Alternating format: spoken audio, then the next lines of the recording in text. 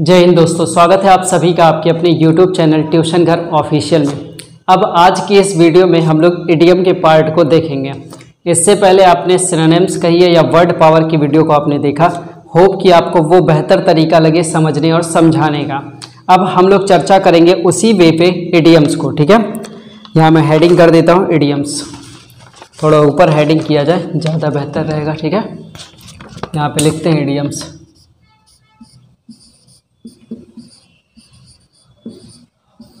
दिख रहा होगा ना, यहाँ पे मैंने लिख दिया इडियम्स। ओके, तो आइए देखते हैं कैसे समझेंगे इडियम वाले हिस्से को। क्या कुछ करना रहेगा, 5 इडियम मिलेगा। चूँकि देखो पेपर में जितना आता है उसी लेवल का पैटर्न को हम लोग फॉलो करते हुए चलेंगे, ठीक है। देखो पहला इडियम क्या लिखा हुआ है, बहुत सिंपल सा। कई लोग ये भी कह सकते हैं कमेंट में आके कि अरे सर ये सब करता है, अब ये सब कहाँ पेपर में आता है। देखो मैं आपसे कहूँगा, मैं आप लोगों को लेके तो चलूँगा ही चलूँगा, लेकिन शुरुआती दिनों में मैं आपको उतना कंसीडर नहीं कर रहा हूँ, क्योंकि मुझे उसे कंसीडर करना है एक्चुअल में जिसने कुछ नहीं जाना है या जिसको थोड़ा बहुत पता था। बाकी आपको पता, अच्छी बात है, आपका रिवीजन हो जा रहा है ना, सही है ना, आपका रिवीजन हो जा रहा है। कुछ लोग इसको हल्के में ले लेंगे, फिर जाके निपट जाएंगे एग्ज़ाम में। देखो पहला इडियम लिखा है, A hard nut to crack। A hard nut to crack। अब कुछ लोग कहेंगे ये क्या लिए हो, ऐसे पढ़ाया जाएगा? बिल्कुल ऐसे पढ़ाया जाएगा। ये सेलेक्टिव इडियम्स हैं, सेलेक्टिव वर्ड पावर हैं, जो आपके एग्ज़ाम में आए हुए हैं और बहुत बार आए हुए हैं। इस वजह से ये सब सेलेक्टिव पेज है। ये कह सकते ना, उसको बोलते ना, आप लोग लिखते हो ना शॉर्ट हैंड में ककहरा लिखते हो ना, का खा गा ऐसे करके ककहरा लिखा जाता है, ककहरा जो बोलते हैं। ऐसे ये खर्रा है, असल यही है, यही निपटाना है, ये निपटा दिया। एक लोगों ने मुझसे ये पूछा कि सर क्या आपका जो कंटेंट है अगर इतना पढ़ लिया जाए इनफ है, और कोई बुक्स मतलब सजेस्ट करिए कि कोई बुक ले लिया। कोई बुक मत लीजिए, मैं खुद ही बहुत सारे बुकों से निकाल के आपको चीज़ें प्रोवाइड कर रहा हूँ। क्या करेंगे आप बुक, अब मेरे कंटेंट जो है उनको लिखिए, उसको पढ़िए, उसको समझिए। मैं फिर आपसे कहूँगा 85+ आएगा ही आएगा अगर आप इतना कर लेते हो, ठीक है। आइए तो a hard nut to crack. हाँ, अगर किसी का 85 से ज़्यादा का टारगेट 95 का, तो वो कॉमन सेंस लगाए कि 85+ में 100 भी आता है, ठीक है। हार्ड नट टू क्रैक, जिसकी हिंदी मीनिंग पे आप आएंगे तो हिंदी मीनिंग आपको मिलेगा गंभीर समस्या। हिंदी मीनिंग क्या मिलेगा? गंभीर समस्या, गंभीर समस्या। इसकी इंग्लिश मीनिंग क्या मिलेगी? कॉम्प्लिकेटेड, बहुत सारा वर्ड मिल सकता है। डिफ़िकल्ट यहाँ मिल रहा है, यहाँ लिखिएगा a difficult problem, a difficult problem, a difficult problem दिख रहा है, अ डिफ़िकल्ट प्रॉब्लम। ओके, तो अब इसको याद कैसे करेंगे? देखो हार्ड का मतलब क्या होता है? हार्ड की मीनिंग होती है कठोर। ये बताओ कि ग्रीन वाला दिख रहा है सही से या फिर रेड वाला? दोनों ही दिखेगा सर, कोई वर्णांधता की बीमारी थोड़ा ना है। क्यों? वर्णांधता की बीमारी थोड़ा ना है। हार्ड का मतलब क्या होता है? कठोर। ये तो पक्का नहीं दिखेगा, ये तो दिखेगा ही नहीं। ये तो स्केज चल रहा है, स्केज लेते थे ना बचपन में, वो चल रहा है। हटाओ, इसकी मीनिंग क्या है? कठोर। ये दिखेगा, दिखेगा उससे भी, लेकिन जानते हो कब दिखेगा? तो बहुत बार उसका चला के यूज कर लिया जाए। नट का मतलब क्या होता है? अखरोट। क्या होता है? अखरोट। क्रैक का मतलब क्या होता है? टूटा या तोड़ना, टूटा या तोड़ना। ये तो बोलेंगे टूटा या तोड़ना। अब बताओ, कह रहा है कि आ हार्ड नट टू क्रैक। ऐसे पढ़ो ना, ऐसे तोड़ के खुद भी पढ़ो, याद हो जाए। समय लगने दो, वीडियो एंड होते होते आपको याद हो जाएगा, यही मेरा टारगेट है। तो आ हार्ड नट टू क्रैक, ठीक है, इसका मतलब होता है गंभीर समस्या। कह रहा है कि कठोर है। अखरोट क्या है? कठोर है तोड़ने में। तो तोड़ने में अगर ये कठोर है तो जाहिर सी बात है समस्या तो होगी। समस्या ये होगी कि वो टूट नहीं रहा है और बेइज्जती भी हो रही है, ठीक है। तो मीनिंग क्या होगी? गंभीर समस्या है, समस्या नहीं है, गंभीर समस्या। आप हो सकता है कमजोरी के शिकार हो, आपको बहुत सारी प्रोटीन और कैल्शियम और विटामिन और जो भी है सब कुछ लेने की ज़रूरत पड़ जाए।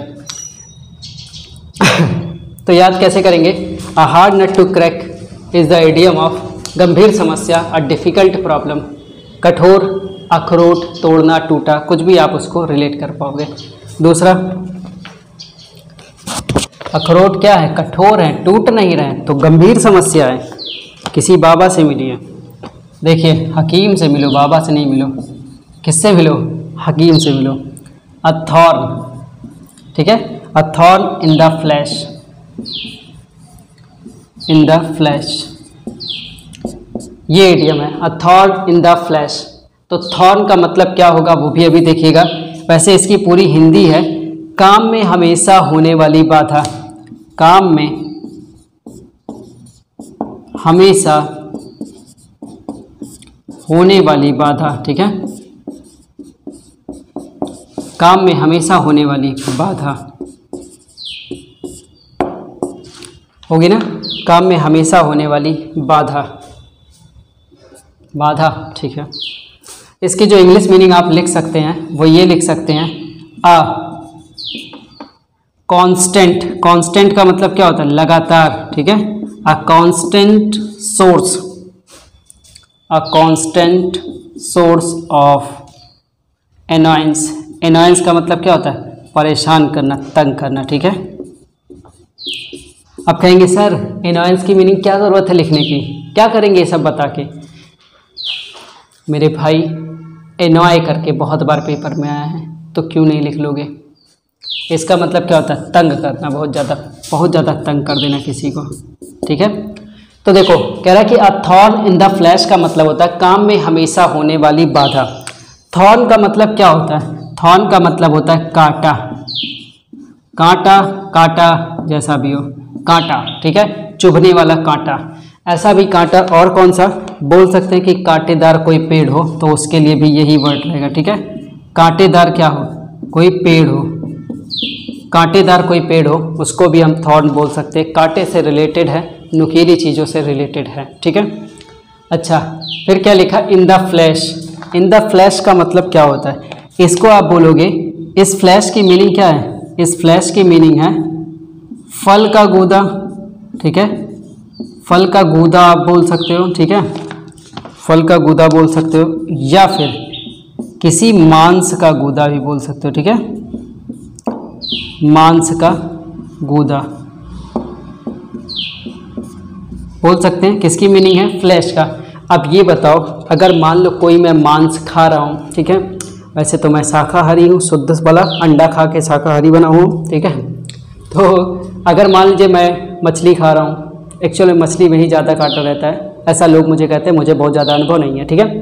तो आप थोड़ा सा काटे या थोड़ा सा खाए, ठीक है, उसको खाते गए, फिर उसमें कांटा निकलना गया, सुनने में आता है कि सब कांटा उसका निकाल के फिर खाते हैं, फिर आप काटे, फिर कांटा निकला, आप काट रहे हो कांटा निकल रहा है, काट रहे कांटा निकल रहा है, तो क्या हो रहा है? काम में हमेशा आने वाली बात है ना, एक बार में खा के निकले, ऐसे खींचते ना,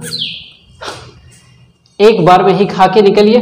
तो ऐसा क्यों हो रहा है? कह रहा है थॉर्न इन द फ्लैश, मतलब कि गूदा है, फल का गूदा है या किसी मांस का गूदा है, उसमें बार बार कांटा लग रहा है, तो कांटा लगा नहीं, काम में हमेशा होने वाली बाधा। आप खाएंगे तो बाधा होगी, टेस्ट मिलेगा कांटा आएगा, टेस्ट मिलेगा कांटा आएगा, मज़ा नहीं आएगा, टेस्ट मिलना चाहिए, कांटा नहीं आना चाहिए, ठीक है। करो याद, ऐसे ही याद होगा। साथ में देखो कुछ मीनिंग और भी मिलते चले जा रहे हैं ना एक्स्ट्रा, ये जरूरी था। देखो at once back, BECK back and call, इसकी मीनिंग होती है, बैक की मीनिंग होती है चोंच, ठीक है, बैक की मीनिंग होती है चोंच। वैसे इसकी इडियम की हिंदी है नियंत्रण में होना,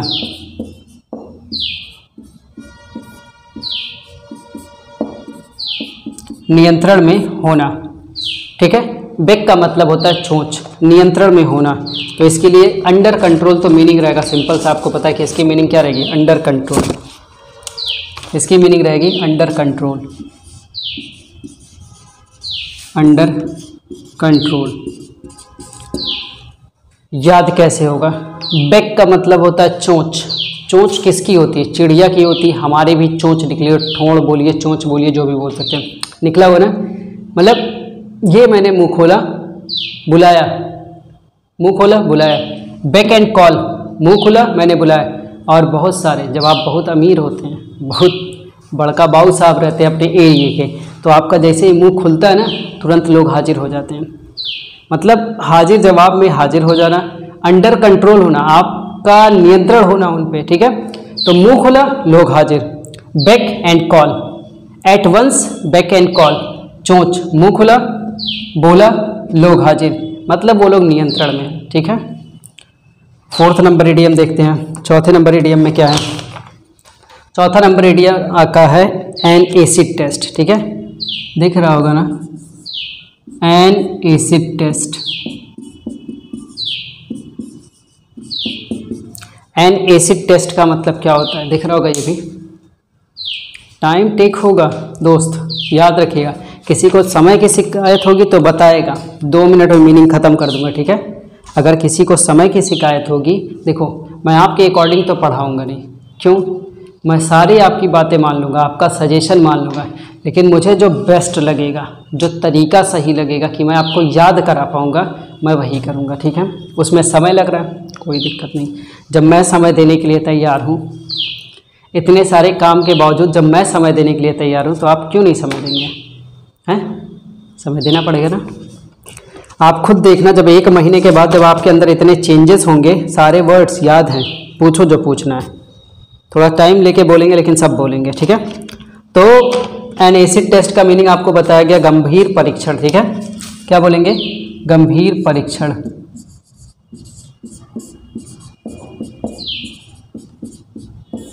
इसकी इंग्लिश एक मीनिंग लिख लीजिए, क्रिटिकल टेस्ट, ठीक है, अ क्रिटिकल टेस्ट।